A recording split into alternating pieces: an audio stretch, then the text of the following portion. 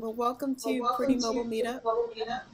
The vision for this group is to empower designers, developers, programmers, and app enthusiasts with the tools to make their programs beautiful, easy to use, and profitable.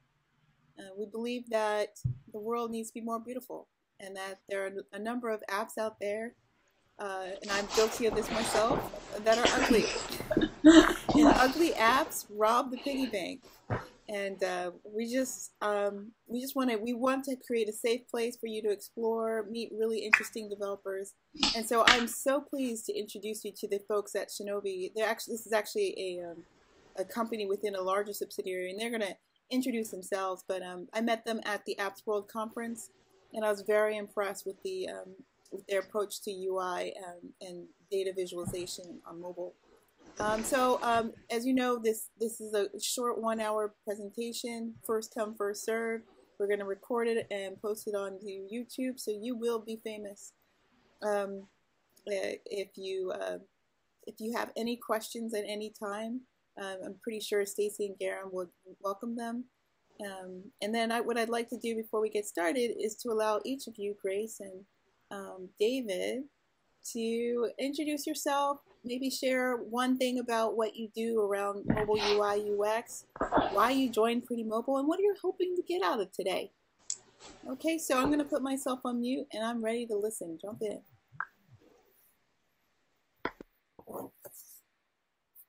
I can't hear you. Okay, now I'm here, right? Okay, I can't hear me through that, but I'll introduce myself. Let me take these off. My name is David Delp, and I'm a creative director of a small design company called ViewFarm. And I'm also a teacher at another small company called Pilot Fire. I've been doing user interface design for a long time, and in the last 6 months, I took the hiatus to work on my other business, and now I'm coming back to design work, both to design mobile applications for my design clients, but also to design mobile applications for Pilot Fire. And so Pilot Fire designs tools, software tools for people to help them make a life they believe in. So beauty is a big part of that, and I have a degree in art, so aesthetics are basically my love. So I love the idea of what you're trying to do here, and I'm very happy to join you.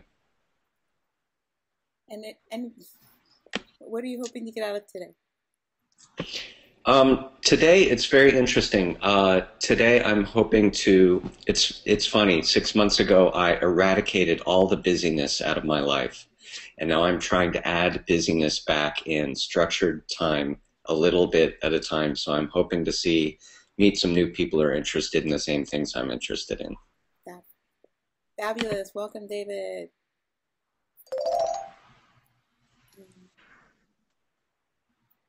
Grace, why don't you go ahead? Hi, I'm Grace. Actually, I worked as an illustrator, freelance illustrator for a couple of years, but in the past couple of years, I've been working mostly on apps and mostly games, actually. And I was creating a lot of game arts, and just gradually, because I was working on games and most of the app clients are pretty small, the teams are pretty small, so I will be tasked to create the UIs as well. And the more I worked on them, I realized there's a lot of issues that you have to learn, a lot of technical stuff. And I mean, there are some UI groups on meetups, but not as many as the developer groups. So I'm really looking, I was really like sort of, wanting to find a UI groups where I can just keep learning new things and then share, the knowledge and stuff, the technical stuff, and then see how other people design. Because UI design is really a whole different field. And I mean, I did have a background in graphic design, but UI is really a whole different ball of wax. So yeah, that's why I'm in this group, and I'm really here to learn and just to glean more like infos and stuff. Yeah. Thank you. Welcome, Grace. We welcome you here today. We're just doing introductions for about 5 minutes. We reserve the first 10 minutes just to get to know each other. A large part about joining a meetup is meeting each other, but we do have a great presentation ahead, so we definitely want to leave time for that. So why don't we have introduction from the next person, Christina, and then Nate. I can't hear you, Christina. Uh-oh.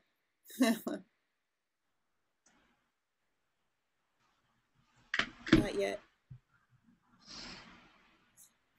Christina, why don't you play around with that, and then we'll come back to you, okay? Oh, can you hear me? Yeah, we're in business. Yeah. Okay, so hi, my name is Christina. I'm a graphic designer, and I also joined the group so that I could pretty much learn more about UI design and see if you guys have any sort of advice and to meet any designers that might know how to pretty much get into that field. That's pretty much why I'm here, and to learn more about the app design and stuff like that. So. Great. Well, welcome, Christina. And you guys have access to the members list as well as emails to contact anyone that's in this group today. Great. And okay. Thank you. And Nate. Thank you. Please introduce yourself, Nate, and share why you joined the group, and then anything you would like to get out of today, Nate.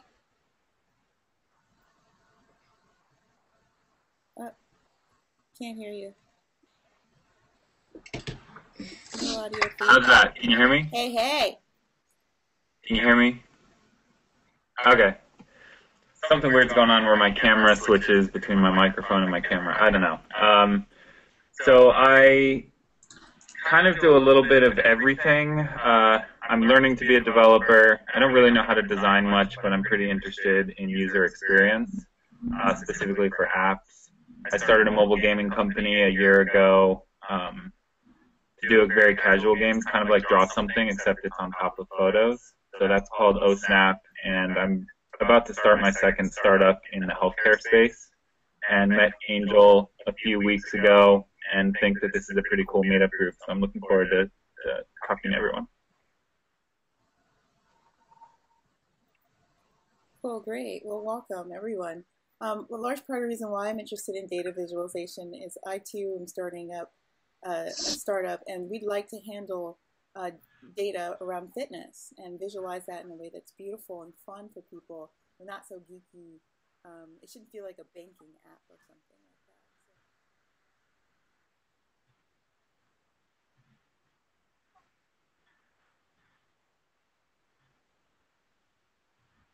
that. UK, wait, lost it from. Introduce yourself. Hi there, guys. Unfortunately, the setup we've got here is with the iPad, so all you'll get to see is our hands. You're saved having to look at our faces. So I'll put faces on here instead. So there's me, Graham, and Stacey's with me here. We're both UX designers. We both work with the Shinobi guys, both on what they do and then the application that we've built with them, which we'll explain in a minute. My background is actually as a developer. I have been a developer for donkey's years, but sort of an interest in UI design kind of moved me across into doing UX design. But throughout all that time, I've had a passion for data visualization, quite painfully so for some of the people around me. They get bored about me endlessly talking about data visualization, so apologies in advance. That's me. I'll let Stacey introduce herself as well. Hi everyone, I'm Stacey Rogers, and I'm a UX designer as well at Scott Logic under the Shinobi Controls brand today. Bit about my background, I guess. In terms of data visualization and the UI design type stuff, before got into software design. I was a graphic artist, so I ran an art company, and I've just always had a really keen interest in all things design. But my original background is actually in maths, so I have a maths degree. So I ended up in software through the maths degree, and then I've kind of come around about circle, and I'm now back in the design kind of world. And for some reason, it all seems to fit together. I think you've got to have a little bit of both. And obviously, one of the things that we're going to talk about is quite a lot of statsy type stuff and how to make that paint a picture, if you like. So it all seems to come together quite nicely. But just generally, I am interested in how we can make things look pretty and use them well as well. They've got to complement each other, they can't clash.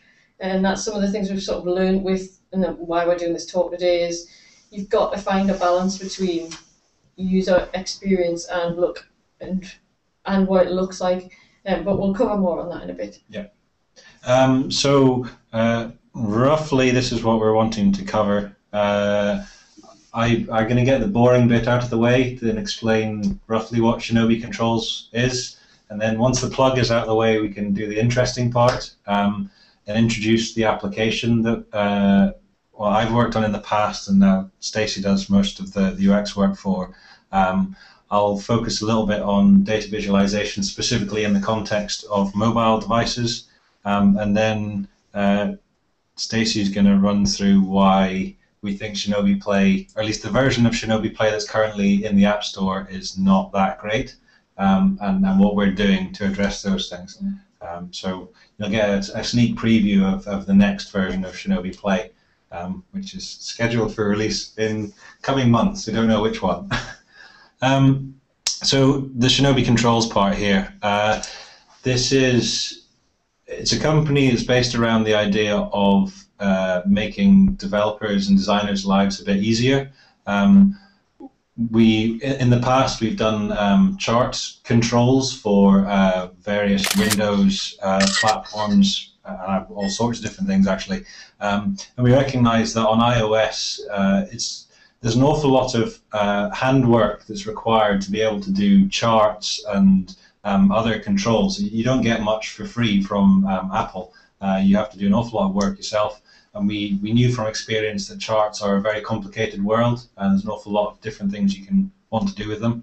So we started Shinobi Controls by designing these customizable charts. So it amounts to saying, well, I want a line chart, and you drop in a line chart into your code, and you can customize the look and feel a bit. But a lot of the basic functionality around displaying the data and being able to interact with it is all there for free.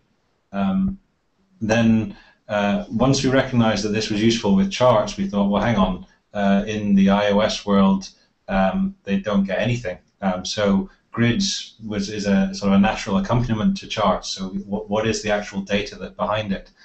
So we've created these powerful grids with interactive sorting and reordering rows and all the things again that take a lot of effort to do as a developer and a designer with just the iOS out of the box, the Xcode out of the box stuff you get. And finally, there we have a Shinobi Essentials, which is kind of a grab bag of lots of little controls. So it's sort of a progress indicator, but also kind of sliding overlays, the Facebook style thing. So you can have a panel slide out with the information, accordions, controls like that, which are very useful in your UI, but they're quite complicated to get right and to get all the usability around it right. So Shinobi Controls sells these packages for you to use and customize, and that's essentially what the business is. And today, Stacey's just going to tell you about the application that demonstrates a lot of these controls. My data visualization side focuses entirely on the Shinobi Charts package because it's, in my view, the most fully rounded and really powerful part of what Shinobi Controls currently offers. But we'll get into that later. So I'll move over to Stacey here. New hands. Yeah, okay, so I guess a little bit on why we built an app in the first place. And as Graham said, is what we basically build are controls, which is quite an arbitrary concept. You know, they're things that have an infinite number of applications, but them themselves, unless you're saying it's something that you'll have seen in Facebook, it's quite a hard thing to grasp. And secondary reason why we sort of looked at building an app is these are things for iOS specifically. So it's not something that you can just use on a website, because the whole point of it is that our charts and our grids and our essentials controls feel really usable to a user. You know, the handle gestures well, and that they should feel totally natural. So to watch a video of somebody moving fingers around and stuff just didn't feel like it was a natural way to go. So what we decided was, right, okay, we're going to build an app. So as all good user experience people do, we sat down and we ran workshops with stakeholders and basically pulled it all together. And what we wanted to do was, we decided at the end of the workshops, was basically build this app which told the story of Shinobi. So it told this story about what our controls were trying to do. And it also, through the workshops, we also highlighted 3 kind of areas of person who we were trying to target with this app. So yes, it was going to tell the story, but who to? So the first main category was basically people within organizations who would buy technology for their developers to then use. So basically buyers. So for them, those people, you know, you're trying to kind of impress them a bit. Secondary to that, it was basically the developer community. They're not so much the end user of the controls themselves, but the person who's going to put the controls into the app that they're then going to sell on. So our primary user really is the developer community. It's not necessarily the end user who's going to use those controls.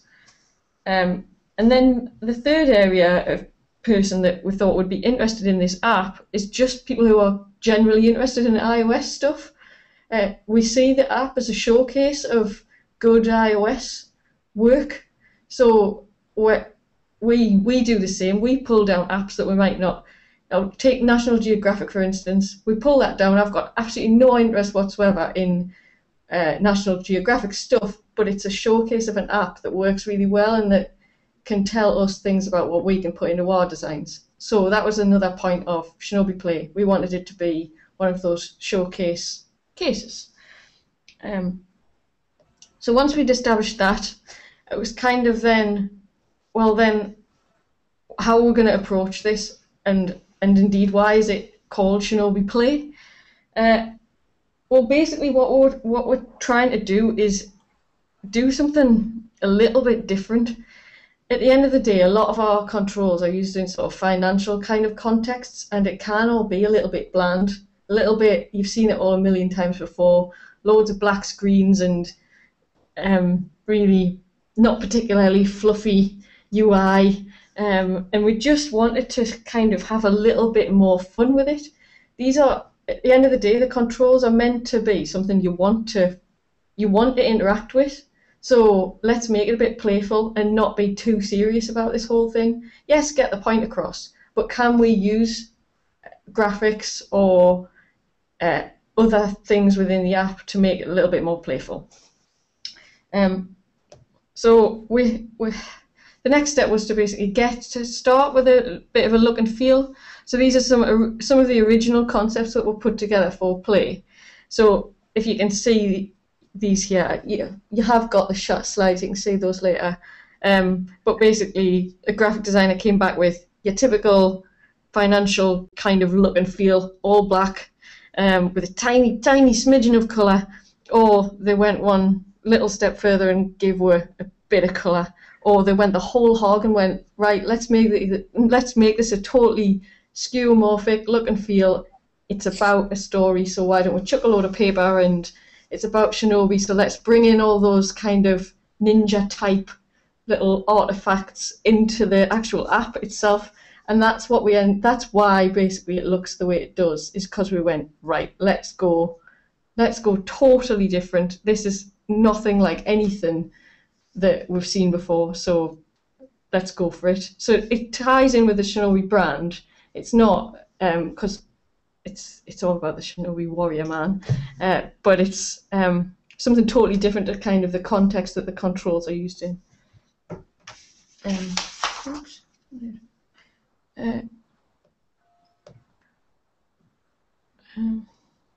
So I'll just jump on. I'm conscious of time. Am I running over time? It's all good.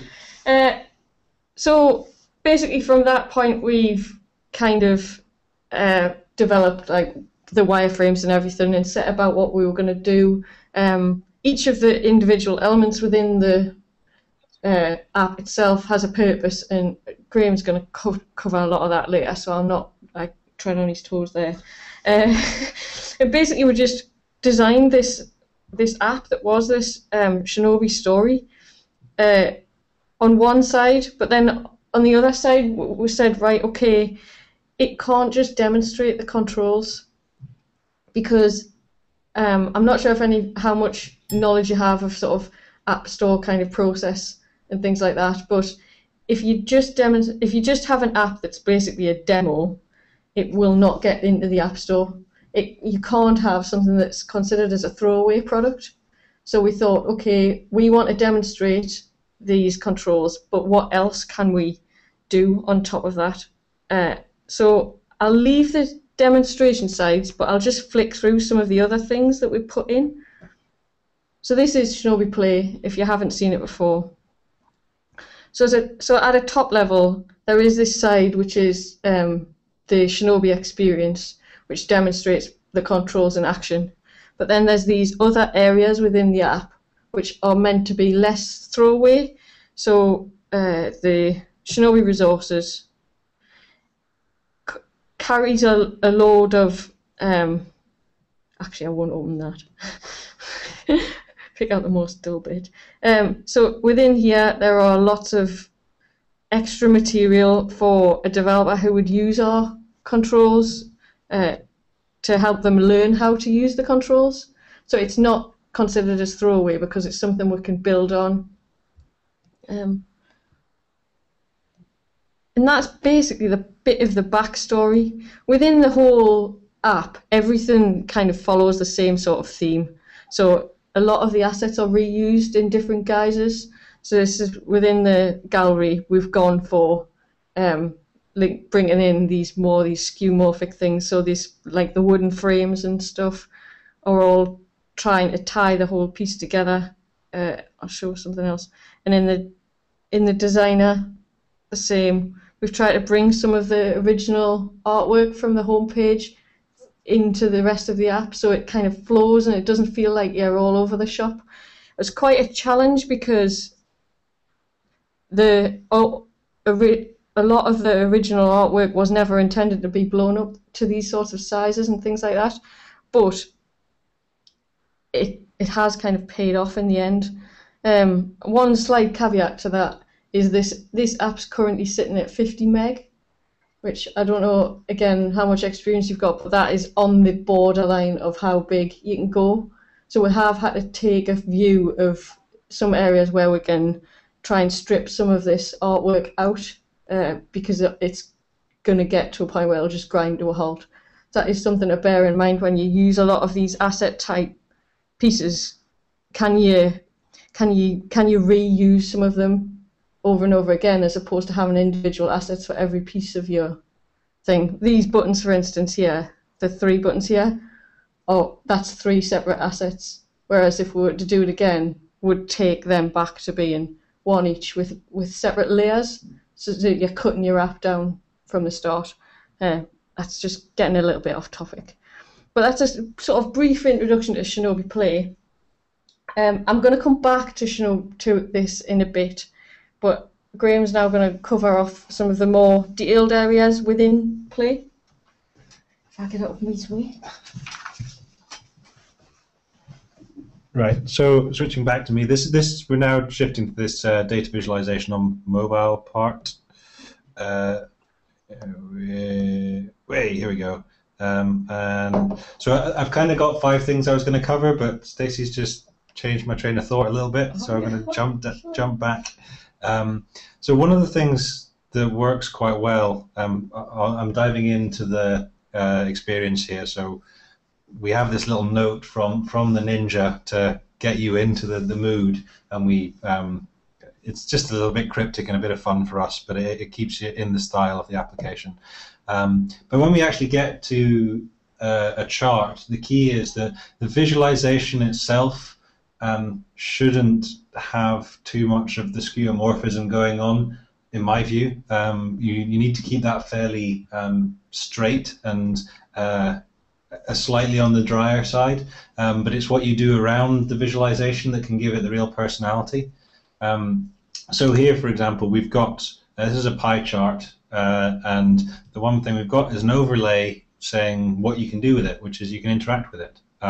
So here I can tap on a wedge of one of the pie chart, and I can get the percentage, and it highlights it in the legend as well.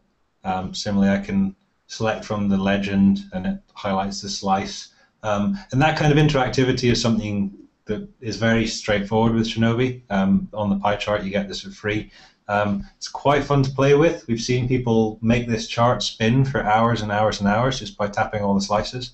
But one of the other important parts here is that the data has to be at least mildly interesting. You can't artificially make data sexy. It is either fun and interesting, or it's not. If there is no story in your data, then there's no story in your visualization. You know, the two are closely tied. Here, it's a little bit silly because we're talking about the names of Teenage Mutant Ninja Turtles, which I hope you're all familiar with. If you aren't, then it's a big hole in your life there. And the names, people name their turtles after the turtles appeared on the scene as a cartoon. Anyway, back to what I was actually going to be saying. So the point here, and the pie chart does demonstrate that, is when you're doing data visualization, it's very easy to forget that it is about the visualization and what visualization brings to your data. So if all you're interested in is the exact numbers, a table or putting those numbers on the screen in any form is going to be the best way to present that.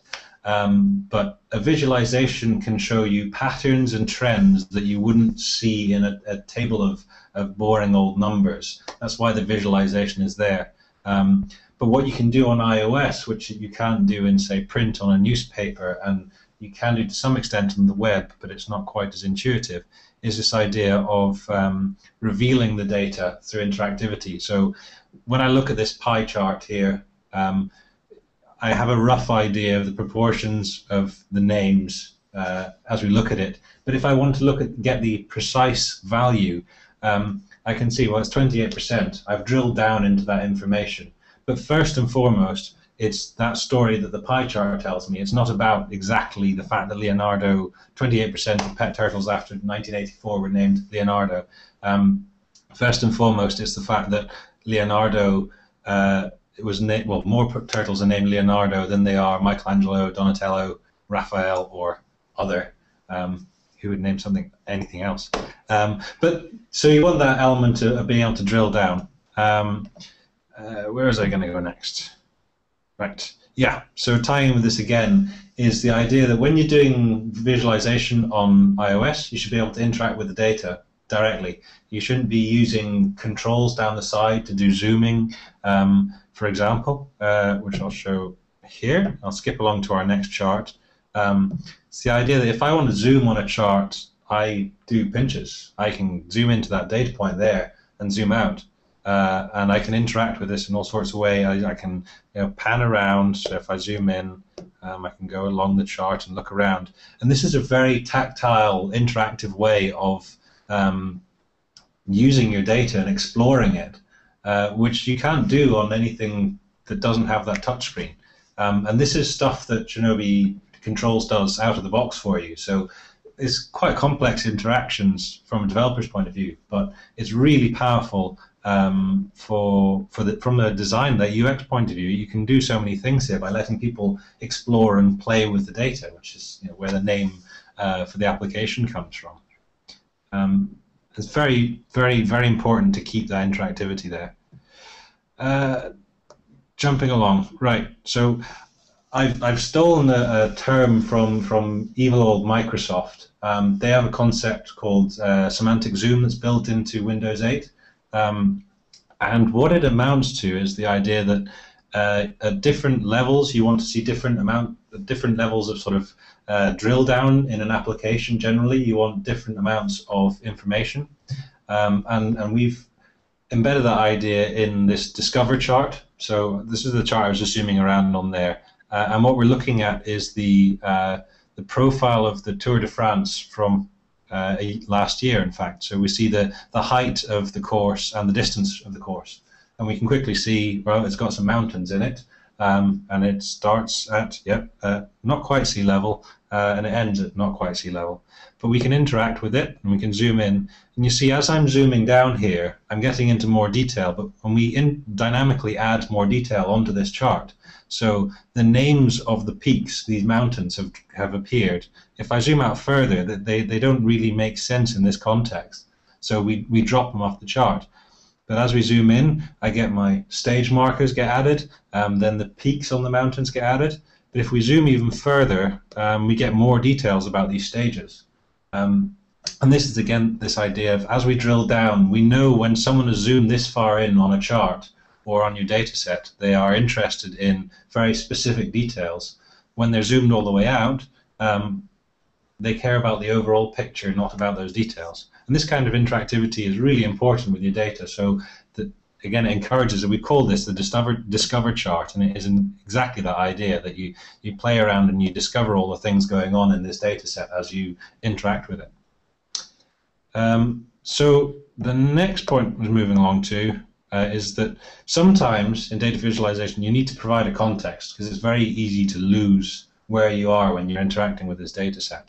So we have an example in ShinobiPlay, which I'll bring up here, where this is stock data. So this is a fairly dry Google Finance type chart, and we still have our panning and zooming, and we can find out all sorts of things. We can see what the last value is along the side here. We get some annotations that, if you know about stock charts, will mean something to you. The important thing here is down at the bottom. We create this range selector. So what we see on the main chart at the top is just a small part of the whole data set. And we've created this range selector so that you can navigate around the whole data set here. We've got, 14 years worth of data for this stock. And if I'm just looking at a smaller range, which I can do using the range selector here, then I still want to know how that fits into the bigger picture. And this section at the bottom gives me a very rough idea, so I can see that although here our stock is going up and down, in the bigger picture over here on the left-hand side we see that the stock value is a lot higher. And that context is important in this particular case. And that again, we haven't done this on the Discover chart because we specifically want you to go and discover. We want you to pan around and get a bit lost in it. But in this much more real-world application, it's very important for us to add that in. The last thing I was going to tell you about here, and this is sort of the opposite of everything I've just said, is that fingers are really annoying on a touchscreen when you're interacting directly with the data. I was just saying here, when I pinch zoom, my hands are getting in the way of the screen. They're getting in the way of the data. So I'm doing this, and you guys can't necessarily see the details. It's exactly the same for the user. I've got an example here on a phone where the problem is even worse. So I've got, if I can bring this up. I've got here, this is another chart we've done for an application for a client, and it has the interactivity on it. But there we go, that should help. But it's very hard to actually see the detail on that tiny screen when I get my fingers in and over the top. So especially on a mobile, on a phone device, when we've got a small area of screen real estate, you really need to consider your visualization to tell the story you need without having to do too much interaction. I mean, the use cases for phones are much sort of shorter, sharp bursts of trying to get an answer to something, and it's less about drilling down into information and less about interacting with it. So that's where the iPad comes in. But it's something to bear in mind, and the way we've solved that in one case, I'm just going back to the iPad here. So we can, this is a default Shinobi behavior again, but I can tap and hold, and it's maybe hard to see this, but what I get is a little bubble with the exact values for the points under my finger. But if my finger were exactly on the points, it would be very hard to actually see what was going on. So you have to accommodate that by here the bubble is way up at the top, even though my finger's down at the bottom, and we only consider the horizontal position of the finger in this particular case. So there's considerations around that, and again, it's dependent on the context, the type of chart you're using. But Shinobi comes with an awful lot of this considered for you out of the box, and hopefully that will make your life easier. And that's enough of me talking about data visualization, so I'll hand back to Stacey here.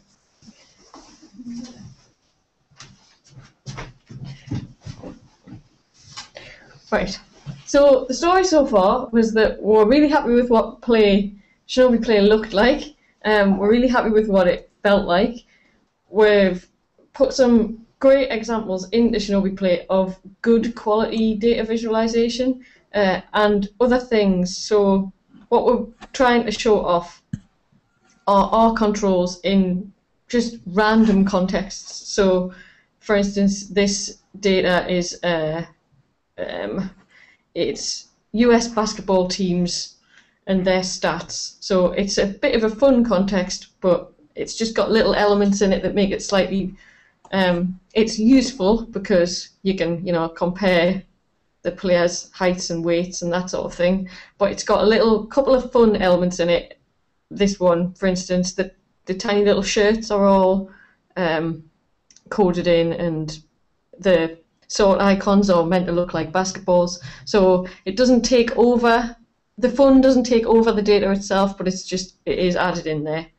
And we've got one other example, another example in here. So this is a to-do list. So this is using a flow control, which basically allows you to sort things out. So we used the ultimate sorting things out, which was kind of to-do board, and then if you don't want to do something, you can put it in the bin. So that's another kind of example within Play. So we're really happy with where that had all gone, and the feedback that we got was all very positive to an extent. So the talk is about the ShinobiPlay postmortem. Oh, you didn't put your recommended reason up. So why a postmortem then? Well, within ShinobiPlay, what we put in were these things through Mixpanel, which basically were points which allowed us to track how users interacted with Play. So we've got points in there that tell us every time somebody interacts with a chart, what they do, so when they pan and zoom and that sort of stuff. It tells us which pages within Play people have actually viewed. It also tells us how long they use Play for and how often. So all of this data is coming back into us. Because what we were really keen to do was make sure that Play was fulfilling its original objectives. So what the Mixpanel stuff came back with was, this is just one kind of, for instance, is it told us a few things. So basically, if people go into Play, they tend to stay within one area, and they're not moving around the app. So this person here, for instance, all of this is in one place. Same here, this is all in one place. This is in another place. They don't tend to chop around. Same here, this is just in the designer. So, and this is just in the experience. They're not moving around the application as we would have thought they would. So there's something stopping them doing that. So, what is it that we're looking at? What's the next one? Mixpanel's a company who provide this sort of stuff. So we basically put little points into play, which the user can't see, that allow us to track what they've done. So we don't know who these users are, so that's why it all just says guest. But it records for us how they use our app. It's all very clever. It's analytics for mobile apps. Yeah. Gotcha. So that's what it is. So that's what you're looking at here. So that was the first thing it told us, stayed in one place. The second thing it told us was there are an awful lot of instances like this gallery one. So if I bring this up, this is a chart of this is a month's worth of where the interactions are. And if you can see in these are the top interactions. So the first top one, these peaks are the start of the story, and all of this other data, is related to the gallery. Now I'll show you the gallery in a second compared to the story, but it's just something to bear in mind. So most of the interactions are happening in the gallery, and if people get into the gallery, they tend to do a lot of things in there. So there's something different about the gallery compared to everywhere else. What we were also seeing though, and this graph shows that, people start the experience. So those graphs that Graham showed you before, the charts which Graham was showing you before, is only one piece of the experience. And what we were finding was they were getting maybe 3 screens in, but then they were closing it off, and they weren't getting all the way to the end. So there was much better things at the end, but they would lost the users already, so we weren't getting them to that. And then finally, the last thing that we found is we get a lot of questions from developers who just want the source code, and we kind of bounce those questions back and say, well, why? And fundamentally, it's because they want to understand what we've done. So the charts and things, the Impress chart particularly, people want to be able to recreate it themselves, but looking at just the chart, they can't figure out what we've done to get it to they don't even know what they're looking at. So for instance, that Impress chart, the financial one that Graham showed before, is about 6 different charts all layered on top of each other, but it's not particularly obvious from a picture that that's what it is. So people are asking for the source code so that they can work backwards. So we knew we had a few things to address, and that perhaps we'd got some of the user experience wrong. So I'll show you briefly how we've tackled that, because basically we've had to go back and go, no, this is the good stuff, this is what we want you to see. But the first thing that I was going to touch on was, if I show you the gallery, so this is the experience.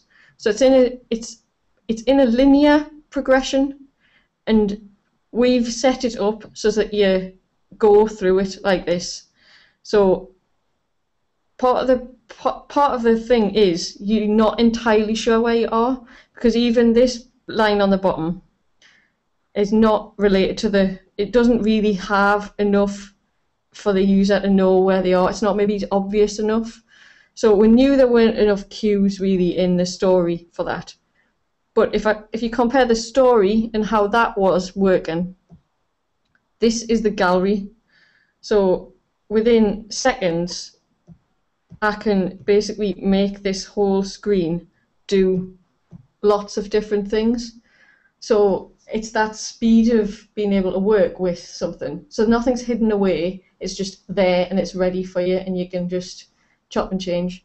So we knew we needed to speed things up, maybe because the areas that were more playful were the ones that people were sticking with.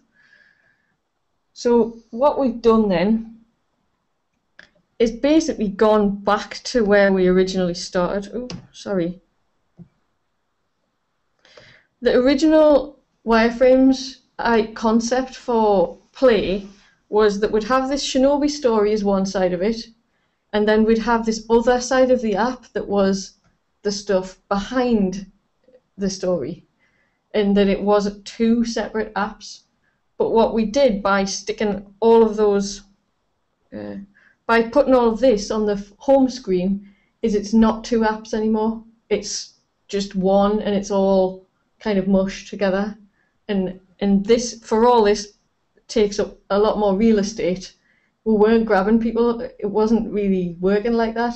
So this is the thing that we need people to see. But this is maybe the stuff they want to play with. And we kind of had to find a balance.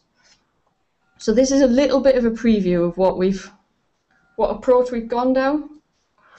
This is very much work in progress, so there's some terrible graphics in here, I have to say. I was cringing when we were listening to the introductions because it needs some work. But basically we've taken a different approach to play now. So instead of having that top level menu, we've dropped people straight into the story kind of pages, so those shining examples. And actually, even within here, we've tried to provide a little bit more context. So this is a carousel, so you can flick through this a lot quicker than before and just choose from here, all right, I want to go into that. But also, it's only got 7 pages at the minute, but it will have more. So you can see instantly, where you are. So it's trying to provide some of that good user experience that we already provide in the charts into the actual app itself. So that's one change, is that we've taken that story out and made it quicker to use, which I hope you can see the sort of difference. The part of that is we have lost some of the fun, so those little insert pages we have lost, but we felt that this was a quicker way to keep people's attention. Something else that we did address is, for all this is a pie chart, and yes, we can do all of this, we weren't being explicit enough as to why. So what we've done now is we've actually answered some of those questions. We've said, what's this example? We've said, why have we used some of these? Because they were clever examples, but people possibly weren't quite getting it. And then we've done the same sort of things. On top of that, though, we've also added little snippets of code. So for those people who do want to recreate some of this stuff, they can. And then within each of these areas, we've signposted other areas of the application where people can find help. So that's the other side. So on the top level, the app is just this stuff. But then behind all of that, quite literally, hidden away, is all of the other things that you can do. So, like little tutorials that I've showed you this one already, of things that you can do with our stuff. Where's that? But it's not. It hasn't got as much of a presence as it did have previously, because this is the good stuff. This is the stuff we want you to see. So it is all still there, but it's not as in your face. In the whole rejigging of everything, though, we have sort of tried to stick with some of the original look and feel, and that's why I was saying this is as old. This needs a lot more work to bring some of those fun elements back in, because this is a bit stiff for Play and Play's brand. So we are working on some of that. But basically, that's kind of a overview of what we have done to address some of those things. It's about making stuff quicker to get to, but hiding some of the things away behind the stuff that we really want you to see. Does that make any sense? I think I probably should wrap it up there, because we've only got 10 minutes. One thing I was going to add in here is we've been building out, particularly the Shinobi Essentials, through some of these lessons. So this slide out panel thing with the navigation is something that's now in the Shinobi Essentials, and it was essentially because Stacey and I were going, we really want this thing. We, as designers, we want to be able to have that control in our application. So there's an awful lot of the interactions you're seeing here and some of these layouts and the like that are now part of our products because particularly Stacey and I are designing Play and a couple of other applications we've done for some clients. We've learned about what we as designers want, and we want developers to be able to do that stuff easily and well. So it's kind of this symbiotic relationship between us creating this application and the controls that the Shinobi guys then actually develop and package and sell. Sorry. Yeah. No, but that's what we've tried to do though. As part of this is demonstrate the controls by actually using them. So in this gallery. This is one of our accordions. We built this control because we needed it in our application. So it all kind of has come around. This is very rough. But so that's this. In fact, yeah. Where is that? Essentials, right? So this we have accordions that we offer. So these are examples of basically our accordions, but this is an accordion in actual action as well, so it's kind of displaying them. Yeah. A bit meta. Yeah.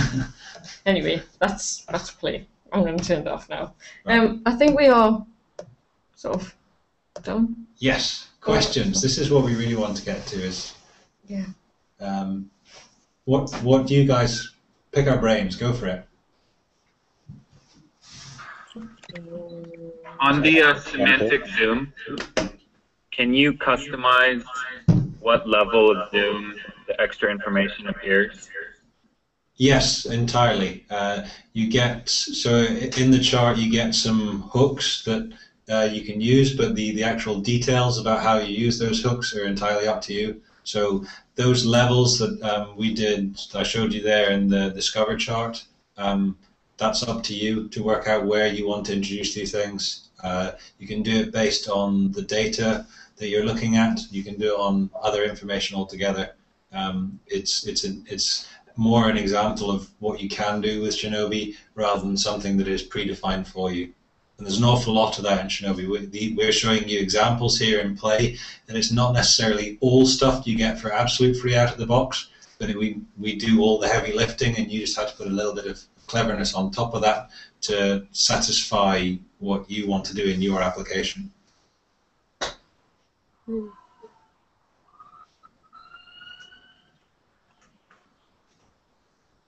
you also talk a little bit about pricing? What is free out of the box, and when you would start to pay for additional features? So this is the bit where I always get lost because I'm never involved with this. Basically you get nothing. There's a 30-day trial, I believe, and then you can choose to buy individual products. So you can buy the charts or the grids or the essentials, and I think you can separately buy support on top of that. And then there's a sort of a bumper pack that's the lot. I don't know the details offhand. It's all on the website, yeah. So when I'm talking about things you get free out of the box, I mean this is the heavy. That's what you're buying. It's the stuff you're getting, and that you don't have to do. Yeah, it's not like you have to pay for extra functionality. No. What you get is what you get. In the examples that we've got with Play, a lot of this stuff is where our developers have done a bit of custom code and added it on top of our stuff. Anything that's in Play, we will tell you how we did it, though it's not. Yeah, I mean that's why we're so open with this source code. So everything that we put in Play, we want to show how easy it is to do when you've got Shinobi controls, and that things like the zooming, that interactivity, and the little tool tips and the data tips, and the different types of charts. So we do bar charts and pie charts and line charts and all that kind of stuff. That's what you're buying, is that core set of functionality and the core set of interactions, and then a nice API to work with rather than something really low level and awkward. Hey guys, thank you so much for your presentation. I would love to hear some of David's questions. I know he's going to speak for 5 minutes. Thank you. Can you hear me now? Yep. Okay, good. First of all, I congratulate you completely on, let me see if I can get rid of the echo here. There we go. Congratulate you on the playful presentation of complex data. I really enjoyed seeing it, and I've done a bunch of that myself, but never with the touch screen. Somebody's got their thing on so that I'm echoing like crazy. It's us. It's us. Sorry, we'll turn off. Okay, thank you. So the question, I have a couple of questions about your design process. First of all, I want to acknowledge it's a total bummer when user feedback takes away the cute story. But I think you have ways to put that back in there and put the branding back in there without having it be so prominent. But my question is technical. What are you using in terms of, what tools are you using for your wireframes? And do you start with, it seems like you start with the iPad first rather than the mobile phone ratios. Can you talk to that a little bit? Oh. Yeah, I'm going to be totally honest. I do my wireframes in PowerPoint. Okay. Purely and simply because it's so quick. I just find it so quick to do, and I think that's one of the things you want when you work with wireframes is you just want to churn them out. So that's my personal preference. I don't know about you. I tend to use balsamic, but I always start on paper. Yeah. Pencil. It's the same with Stacey. When we have the workshops with users, or even just the two of us sitting in a room working something out, it ends up covered in post-its and paper. It is the only way to start. Sure. And the wireframes, we very much see the wireframing as either exploring our ideas or just doing the bare minimum to communicate what we want to do to the developers. We work quite closely with the developers, so we very rarely sketch out the perfect final product in wireframes and then do mock-ups. We will do something rough to get to them so they can get coding, and then we work through some prototypes, and we find it a much more effective way of working. That's a great answer. What was the other question? The other question you had, David, yeah, the aspect ratios. Yes. So this is a specific thing with Play. We very early on, as I kind of alluded to, realized that the interactivity with data on a phone is somewhat hampered by the fact the screen's very small. So we fairly early on took the decision that it was going to be an iPad-only application. Because we were working, we didn't really have a strong idea of what we were going to get out of this application. We didn't want to make life too difficult for ourselves to start with. Having said that, we now desperately want to do an iPhone version. And having done the iPad version first, it's really awkward because it is the wrong way around. I would always start mobile first, but it's because of the way this application has evolved. It was actually tablet only to start with, and now we're trying to do the mobile. The stakeholders don't think that's a big deal. Stacey and I are really finding that interesting, but it means we have to go back to our original core ideas and what were we originally trying to achieve, and we might achieve that in a very different way on the phone. But yeah, it's a little bit backward in this case. When we've done work with some clients to do phone and tablet work, it's always mobile first. I can't work any other way. Thank you very much. Thank you. That's great. That's been my experience as well. I just wanted to see, and I wish you luck in converting all this to phone size.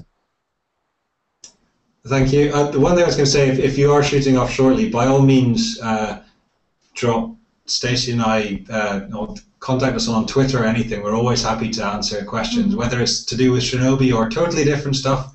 We're here to meet people as well. So yeah, do drop us more questions if you are about to disappear. Thank you very much. Thank you, guys. And that goes for everyone. We're at 11 o'clock, and I want to just respect everyone's time and just thank you for coming, Christina, David, Grace, Nate, And then, of course, Garen and Stacey, thank you so much. If you've got a scoot, go ahead and go. But I just want to put a plug into our Friday meetup. We are getting together for tea at Pete's, and for those of you interested, can hang out in Oakland and do First Friday in Oakland. So it's been a pleasure serving you. If you have ideas for workshops, or if you'd like to be featured on one of these, let me know, and I'll put something together for you. And just want to thank our guests, Garen and Stacey, and just wish you guys a great day.